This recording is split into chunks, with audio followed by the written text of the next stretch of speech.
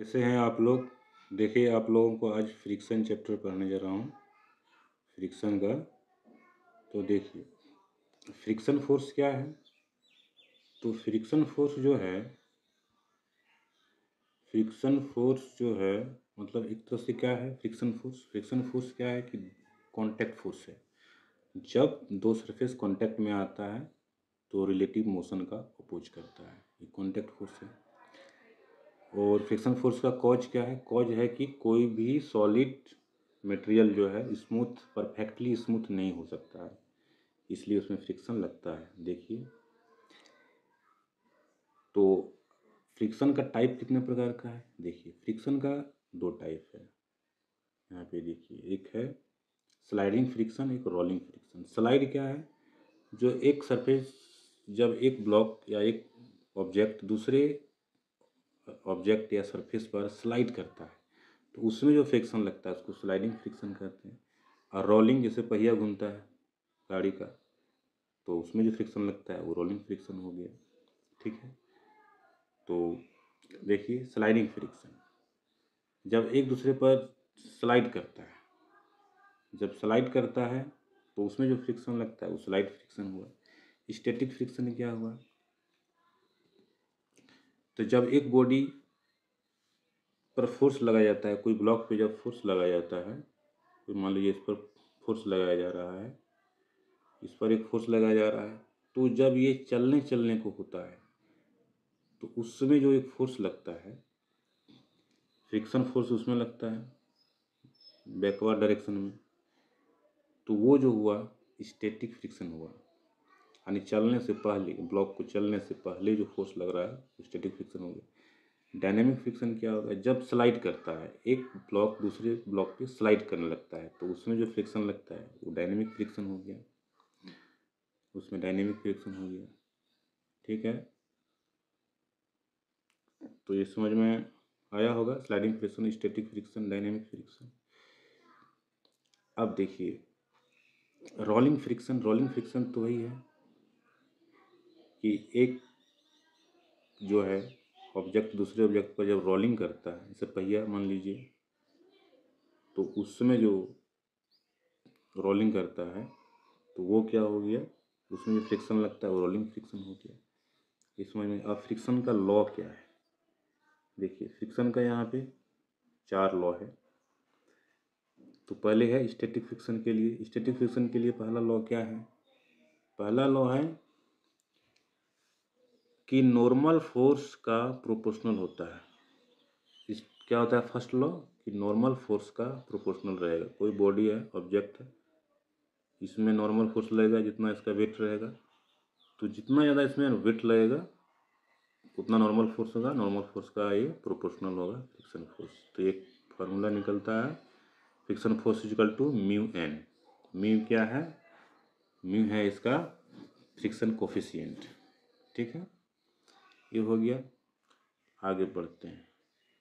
Second law क्या कहता है, सेकेंड लॉ कहता है कि कॉन्टैक्ट सरफेस जो है, जब दो ब्लॉक कॉन्टैक्ट में रहेगा तो कॉन्टैक्ट सरफेस जो होगा, कॉन्टैक्ट सरफेस, ये कॉन्टैक्ट सरफेस जो है ये इंडिपेंडेंट रहता है। लेकिन नॉर्मल फोर्स क्या होना चाहिए, नॉर्मल फोर्स नहीं बदलना चाहिए, वो कांस्टेंट होना चाहिए। अगर उसका एरिया हम लोग बढ़ा देंगे, नॉर्मल फोर्स सेम रहेगा, तो फ्रिक्शन फोर्स सेम रहेगा। इसका मतलब क्या हुआ है, independent of contact area. Second law हो गया independent of contact area, second law हो गया। थर्ड लॉ क्या कहता है, थर्ड लॉ कहता है कि मटेरियल का जो नेचर है उस पर डिपेंड करता है, कैसा मटेरियल है, स्मूथ है, वुड का है, आयरन का है, तो उस पर फ्रिक्शन फोर्स डिपेंड करता है। यानी फ्रिक्शन फोर्स मटेरियल के नेचर पे डिपेंड करता है। ये हो गया थर्ड लॉ। और फोर्थ लॉ क्या कहता है, फोर्थ लॉ कहता है कि लिमिटिंग फ्रिक्शन फोर्स जो होता है ऑलवेज अपोज करता है। लिमिटिंग फ्रिक्शन फोर्स क्या होता है, हमेशा अपोज करता है। ये देखिए, हमेशा अपोज करता है मोशन का, लिमिटिंग फ्रिक्शन फोर्स। ये हो गया चौथा लॉ। तो ये आप समझ में आया होगा, first law, second law, third law, fourth law of friction for static friction. अब काइनेट इसका जो है कुछ एग्जाम्पल दिया गया है, प्रमाण दिया गया है। देखिए इसका फर्स्ट लॉ क्या है, नॉर्मल फोर्स का प्रोपोर्शनल होता है। तो देखिए इसमें नॉर्मल फोर्स n है, अब इसका वेट बढ़ा दिया तो नॉर्मल फोर्स बढ़ेगा, ये नॉर्मल फोर्स बढ़ गया, तो नॉर्मल फोर्स जैसे बढ़ा तो क्या होगा, लॉ ऑफ फ्रिक्शन से ये होता है कि फ्रिक्शन फोर्स जो होता है इक्वल टू किया तो कितना आ जाएगा, म्यू एन हो जाएगा। तो एन का प्रोपोर्शनल है, तो एन का प्रोपोर्शनल है तो इस तरह का एक फार्मूला तैयार होता है, इस तरह का एक फार्मूला तैयार हो जाता है। देखिए यहाँ पे ये, तो इससे क्या मतलब पता चल रहा है कि नॉर्मल फोर्स का प्रोपोर्शनल है फ्रिक्शन फोर्स। तो ये पहला नियम प्रूफ हो गया। दूसरा नियम देखिए क्या है, सेकेंड लॉ क्या है, सेकेंड लॉ के लिए इसमें दिया है कि कांटेक्ट एरिया, अगर नॉर्मल फोर्स सेम है तो कांटेक्ट एरिया बढ़ने से भी फ्रिक्शन फोर्स में कोई परिवर्तन नहीं होता, यानी इंडिपेंडेंट ऑफ कांटेक्ट एरिया। इसका देखिए दोनों ब्लॉक को एक साथ कर दिया, दोनों ब्लॉक को एक साथ कर दिया, नॉर्मल फोर्स n+1 अब दोनों ब्लॉक को अलग अलग कर दिया है। यहाँ पे देखिए दोनों ब्लॉक को अलग अलग कर दिया है, तो यहाँ भी हम लोग एक साथ कंबाइंड एक सिस्टम लेंगे तो n1+n2 ही आएगा नॉर्मल फोर्स। तो फ्रिक्शन फोर्स जो है डिपेंड नहीं किया किस पर, सरफेस एरिया पर, जबकि इसका सरफेस एरिया दोगुना हो गया है। तो friction force independent of contact area if normal force is constant. ठीक है, ये समझ में आ गया। अब देख थर्ड लॉ क्या कहता है, थर्ड लॉ कहता है कि एरिया मतलब उसका है सर्फ नेचर ऑफ मटेरियल। अब मटेरियल कैसा है, स्मूथ है या कैसा है, तो उस पर डिपेंड करता है। अगर अलग अलग है तो अलग अलग फ्रिक्शन फोर्स लगेगा, स्मूथ है तो कम फ्रिक्शन लगेगा, और रफेज एरिया है तो ज़्यादा फ्रिक्शन लगेगा। ये हो गया थर्ड लॉ। फोर्थ लॉ क्या कहता है, ये देखिए फोर्थ लॉ कहता है कि अपोज करेगा, क्या अपोज करेगा, इसका अपोज करेगा, मोशन का अपोज करेगा।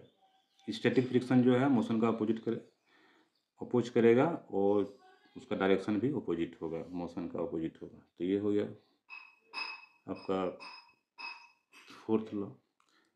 अब सेम लॉ जो है लागू होता है काइनेटिक फ्रिक्शन के लिए, काइनेटिक फ्रिक्शन के लिए भी सेम लॉ लागू होता है। तो उसमें भी पहला लॉ सेम ही होगा, नॉर्मल फोर्स का प्रोपोर्शनल होगा, नॉर्मल फोर्स का प्रोपोर्शनल होगा।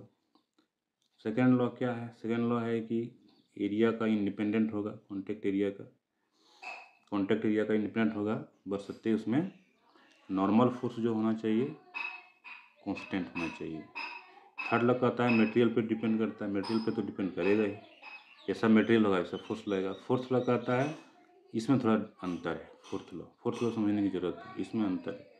इसमें क्या अंतर है कि force of kinetic friction is approximately independent of relative motion, यानी रिलेटिव मोशन का इंडिपेंडेंट है।